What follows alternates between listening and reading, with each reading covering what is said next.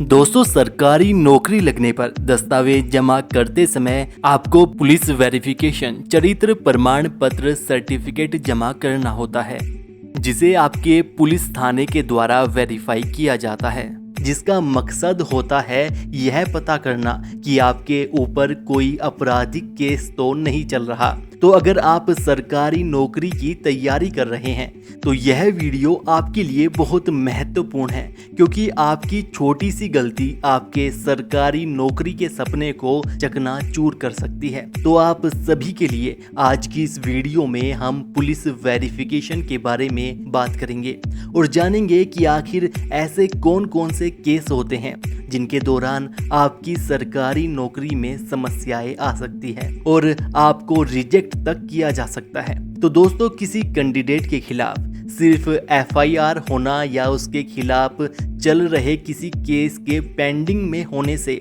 सरकारी नौकरी पर कोई प्रभाव नहीं पड़ता। सरकारी नौकरी पर फर्क तभी पड़ता है जब कैंडिडेट किसी केस में दोषी पाया गया हो और उसे सजा मिली हो जिसमें वह 48 घंटे से ज़्यादा समय के लिए जेल में रहा हो।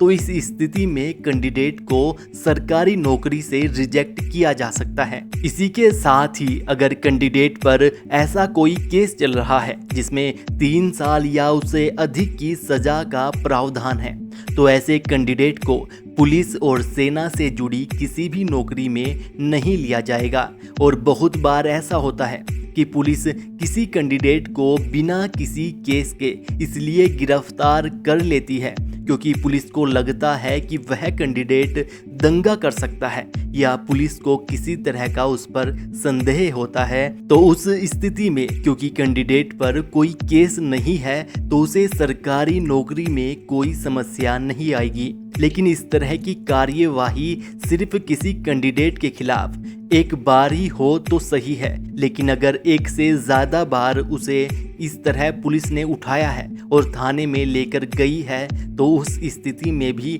कैंडिडेट को सरकारी नौकरी में समस्या आ सकती है। और दोस्तों, एक्सीडेंट वाले मैटर में भी अगर कैंडिडेट की गाड़ी से किसी की मृत्यु हो जाती है या दूसरी पार्टी उस पर केस कर देती है तो इस स्थिति में भी पुलिस और सेना से जुड़ी नौकरी में कैंडिडेट को समस्याएं आ सकती है, लेकिन किसी भी सिविल जॉब में कैंडिडेट को लिया जा सकता है।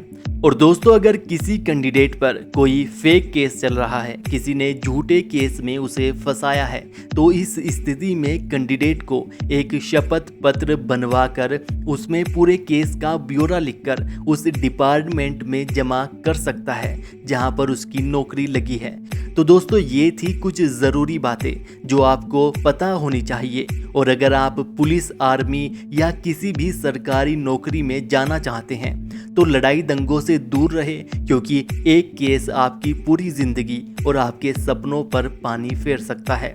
और दोस्तों, इससे संबंधित अगर आपका कोई भी सवाल है तो हमें नीचे कमेंट कीजिए, हम आपके लिए उन टॉपिक्स पर भी वीडियो बना देंगे।